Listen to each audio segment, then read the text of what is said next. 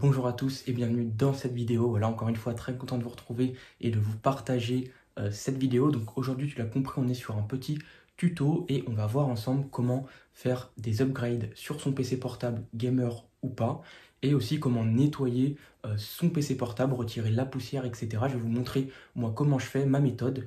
Et d'ailleurs, vous n'hésitez pas aussi en commentaire à me dire quelle est votre méthode une fois que vous aurez vu la mienne. Donc du coup, les éléments qu'on va avoir besoin, ou en tout cas l'équipement qu'on va avoir besoin pour démonter notre PC. Donc première étape, ça va être un set de tournevis. Donc là, ici, on a du cruciforme et du plat. La plupart du temps, sur les PC portables, c'est du cruciforme. Après, il peut y avoir quelques vis particulières, mais ça reste assez rare. Je pense notamment, si vous avez un MacBook ou quelque chose comme ça, là, ce sera des vis qui seront vraiment très particulières. Il faudra vous fournir du coup le tournevis ou les tournevis adéquates. Mais voilà, sur des PC portables gamer ou des PC portables basiques, la plupart du temps, ça sera du cruciforme. Donc un petit set de tournevis. Et ensuite, la deuxième chose que je vais utiliser pour, par exemple, retirer la poussière, nettoyer la poussière, tout retirer de son PC. Alors, il y a plusieurs méthodes. Il y en a qui utilisent souvent des bombes à air comprimé. Très honnêtement, moi, je ne sais pas ce que j'utilise parce que j'aime pas du tout. Je trouve que le débit d'air est relativement puissant et ça peut peut-être abîmer des nappes ou des petites pièces sur votre carte mère. Et donc moi j'évite vraiment d'utiliser ça. Alors attention, c'est pas vous faites comme vous voulez, chacun a sa méthode. Mais voilà, moi personnellement, les bombes à air comprimé, j'évite. Et donc vous vous demandez comment je fais pour retirer la poussière. Et donc je vais vous montrer. J'utilise un petit aspirateur informatique qui me permet de retirer la poussière sur la carte mère, partout en fait, sur les ventilateurs. Et donc c'est plutôt simple d'utilisation. C'est de l'USB, donc si vous avez un adaptateur 5 volts, eh bien c'est l'idéal, ça fonctionnera parfaitement. À savoir qu'il ne faut pas dépasser 5 volts, l'alimentation maximum c'est du 5 volts. Donc soit vous le branchez sur un port si vous avez un deuxième PC, parce que forcément vous n'allez pas nettoyer avec votre PC allumé, ou sinon voilà, vous prenez votre chargeur de téléphone et puis vous pouvez utiliser votre aspirateur. Le câble est assez long, ça va, on doit avoir un petit peu plus de 2 mètres, donc c'est pas non plus exceptionnel, mais ça suffit pour en tout cas atteindre son PC et faire son nettoyage. Donc du coup je vous montrerai comment ça fonctionne, à savoir que je l'ai déjà fait avant cette vidéo parce que ça fait quand même du bruit, ça reste un aspirateur, c'est pas un bruit super fort mais voilà ça peut être gênant et du coup je l'ai fait avant la vidéo. Donc je vais vous montrer comment on l'utilise et comme ça vous pourrez savoir comment ça fonctionne. L'étape suivante, qu'est-ce que c'est? Eh bien ça va être tout simplement de démonter son PC. Alors là, avant de rentrer dans la partie technique, je tiens quand même à vous préciser que ça va dépendre de votre PC portable. Sachez que tous les PC ne s'ouvrent pas de la même manière.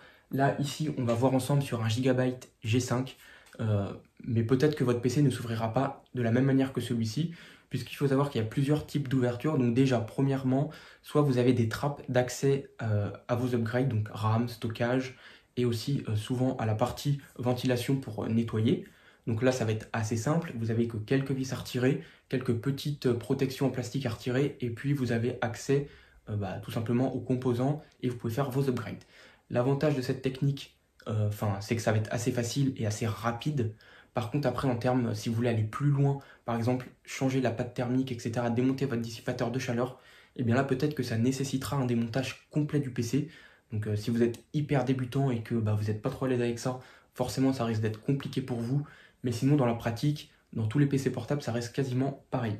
Ensuite, deuxième cas de figure que vous pouvez avoir, c'est tout simplement l'ouverture par le clavier. Donc ça existe, certains PC s'ouvrent par le clavier. Donc en gros, c'est tout ce qui est carte mère, etc.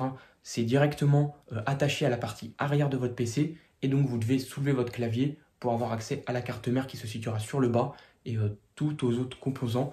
Et à savoir que des fois c'est un peu chiant, des fois les upgrades se situent à l'arrière, ce qui fait que vous devez démonter votre carte mère et la retourner pour avoir accès à la RAM. Donc j'ai déjà eu ce cas de figure sur différents PC.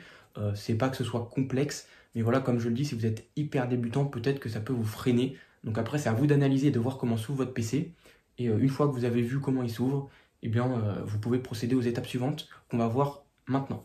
Et donc du coup, avant de rentrer dans les détails de cette vidéo, voilà, pour les personnes qui ne sont pas encore abonnées, n'hésitez pas à le faire. Ça me ferait très plaisir et puis c'est entièrement gratuit, c'est important de le savoir. Et n'hésite pas aussi à activer ta cloche de notification, sinon tu vas louper toutes mes futures vidéos. Si la vidéo t'a plu, laisse un petit like, ça fait toujours plaisir. Et n'hésite pas à commenter pour me dire toi quelle est ta méthode pour nettoyer ton PC. Moi je serais ravi d'échanger avec toi. Donc là c'est bon, on a retourné notre PC, on a vu comment il se démontait et puis on va pouvoir passer à l'étape suivante, à savoir que j'ai oublié de préciser, mais moi j'utilise aussi un bracelet antistatique pour tout simplement éviter les courts-circuits sur la carte mère. Donc en général vous pouvez toucher une partie métallique ou alors quelque chose qui est relié à la terre en métal, toujours une partie en métal pour vous décharger, ou sinon vous pouvez vous procurer ce petit bracelet antistatique. Ça coûte pas très cher sur Amazon, pareil je vous mettrai un lien en description pour les personnes qui sont intéressées. Du coup moi j'utilise un tournevis cruciforme et du coup ce qu'on va faire maintenant c'est que je vais vous montrer comment on démonte ce PC. Donc là on voit qu'on a pas mal de vis ici, donc 1, 2, 3, 4, 5, 6, 7, 8, 9, 10, 11, 12, on a 13 vis à retirer. On va tout de suite les démonter, on va tout de suite les retirer et après comme ça on va ouvrir le PC ensemble. Donc bon ça c'est l'étape la plus simple, il n'y a rien de compliqué à faire. Ça y est, j'ai retiré toutes les vis. Donc je vous ai passé ces étapes-là parce que là en vrai il n'y a vraiment rien de compliqué. Maintenant on va passer à l'ouverture du PC. Alors, comment vous pouvez faire? Donc si vous avez des ongles, eh bien vous pouvez passer la main en fait à ce niveau-là pour tout simplement ouvrir, écarter le PC. Vous pouvez aussi utiliser des types de petits spudgers. Donc vous savez c'est des petites tiges en plastique avec un embout assez fin qui permet de rentrer et d'écarter les éléments. Donc c'est plutôt pratique d'utilisation et si vous en avez un, eh bien, vous pouvez l'utiliser. Donc moi je l'avais déjà ouvert plusieurs fois, donc maintenant c'est assez facile à ouvrir. Une fois que vous l'avez ouvert une fois, logiquement après la deuxième ouverture est beaucoup plus simple. Et donc vous voyez que moi il est déjà ouvert, j'ai plus qu'à retirer le capot, donc je vais le rallonger. Hop, c'est vraiment très simple. Je vais rattraper le petit capot ici et on va juste voilà, le soulever et l'écarter un petit peu et ça y est, on a accès au PC. Donc pour cette partie là, moi du coup je vais remettre tout de suite mon bracelet antistatique. Comme ça, on va pouvoir passer à la suite. Petit bracelet est là. Hop, là, je le remets. Et voilà. Et maintenant, on va pouvoir continuer. Alors, comment ça se passe? Donc, si vous avez de la RAM à rajouter, déjà, on peut voir qu'ici, on a 2 emplacements. Comment ça fonctionne? C'est assez simple. Vous avez 2 petites tiges en métal ici. Vous avez juste à les écarter comme ça. Hop. Et voilà, votre barrette arrive toute seule. Et donc voilà, là, du coup, on va prendre l'exemple où j'ai qu'une seule barrette. Je veux en rajouter une deuxième. Eh bien, je fais bien attention aux 2 endroits différents ici. Il y en a un qui est plus grand, un qui est plus petit. Et donc, comment on fait? On fait ça comme ça. Et on a juste à appuyer comme ça. Et c'est bon. Donc, vous voyez, hein, je recommence. C'est plutôt simple. Vous tirez comme ça. Vous remettez et hop, vous rappuyez. Et ça se clipse tout seul. Donc, de l'autre côté, c'est pareil. Et donc, bah voilà comment faire des upgrades facilement au niveau de votre RAM. Ensuite, pour les SSD... Comment ça fonctionne? C'est du même principe, hein. Donc là j'ai une vis, on va la démonter. Et voilà, ah, encore un petit peu. Voilà, parfait. Et vous voyez que ça se soulève tout seul, j'ai même pas besoin de faire quoi que ce soit. Donc s'il reste bloqué en bas, c'est pas grave. Vous avez juste à soulever comme ça. Et ensuite, vous tirez votre SSD. Et puis voilà, vous avez retiré votre SSD. Donc là, on va partir du principe qu'il n'y en a qu'un. Comment je fais pour rajouter un SSD? C'est très simple. Je viens le positionner comme ça, donc je ne le mets pas direct en bas, hein, je laisse vraiment un petit peu incliné. Je fais comme ça, on appuie délicatement, et une fois qu'il est rentré, on a juste à remettre ça comme ça, et puis à remettre notre vis. Donc vous voyez que c'est assez simple, et voilà, il n'y a vraiment rien de compliqué. Ensuite, on revisse ça, hop, si elle veut bien rentrer, tac, tac, tac, et on est bon. Et voilà, vous revissez, et le tour est joué, donc vous voyez que c'est plutôt assez simple.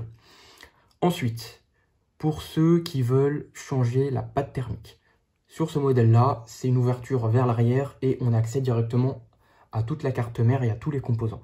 Comment vous faites? Donc déjà, première étape, il faudra débrancher votre batterie, c'est important. Je vous conseille vraiment de la débrancher pour éviter les courts-circuits.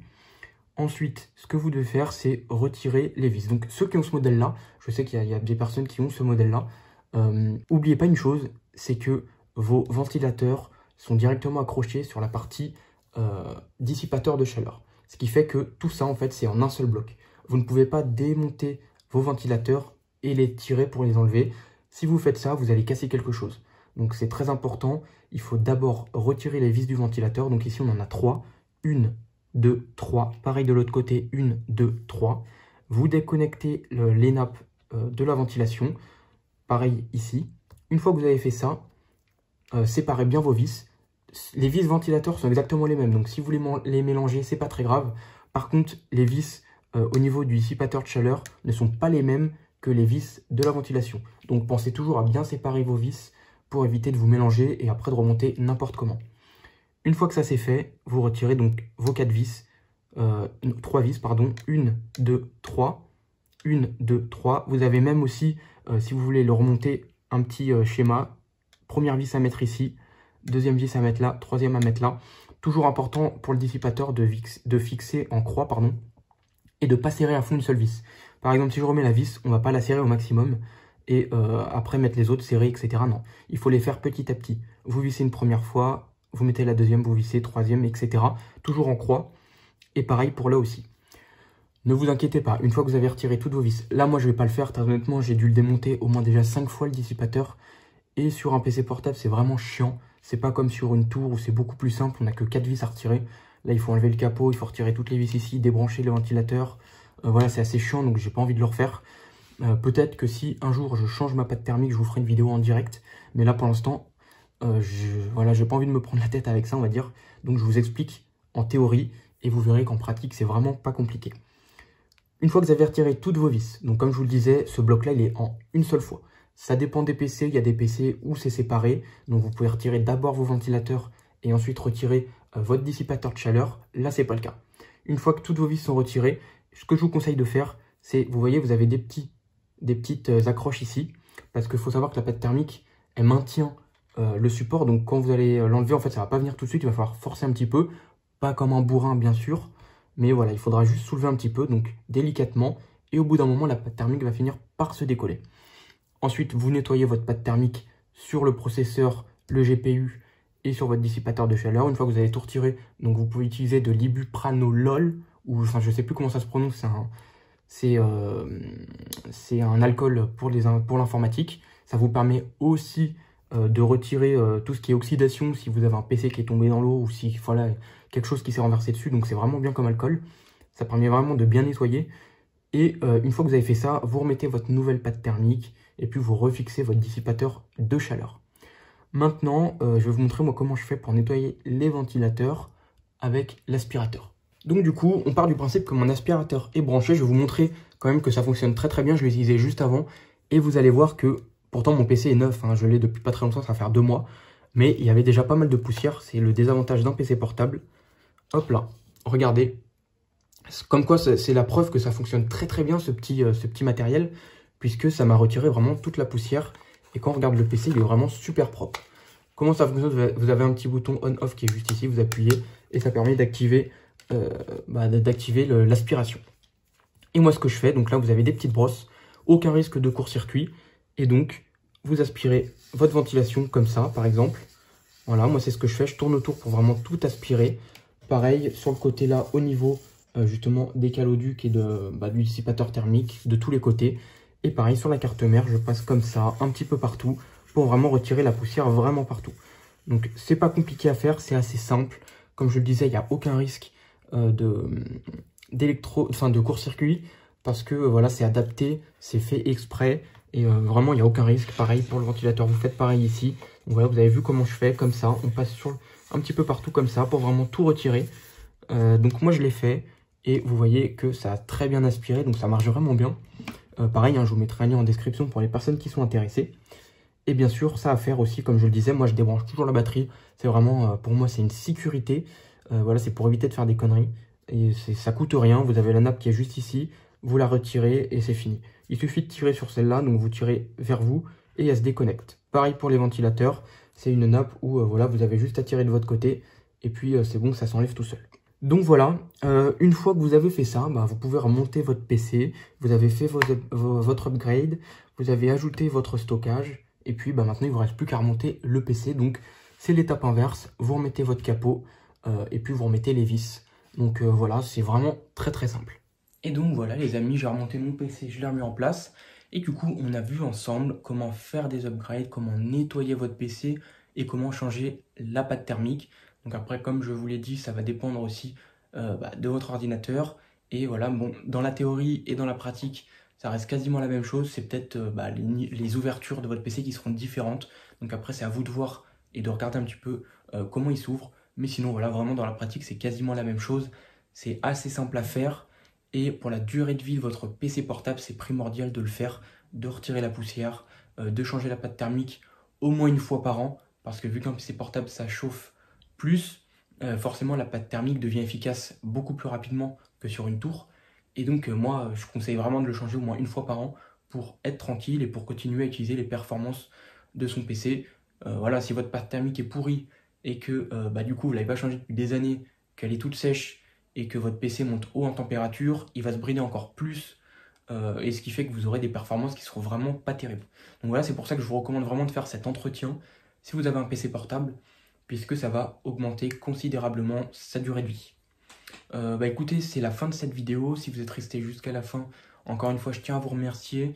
Je rappelle aussi que tout ce que je vous ai présenté ici, vous pouvez le retrouver en description. Pareil pour mon setup, s'il y a des choses qui vous intéressent, tout est en description, donc n'hésitez pas à aller checker. Et voilà, écoutez, moi j'ai plus qu'à vous souhaiter une bonne journée ou une bonne soirée. Mais avant ça, si t'es pas abonné, n'hésite pas à le faire maintenant. Tu appuies sur ce petit bouton abonné et tu actives bien sûr la cloche des notifications.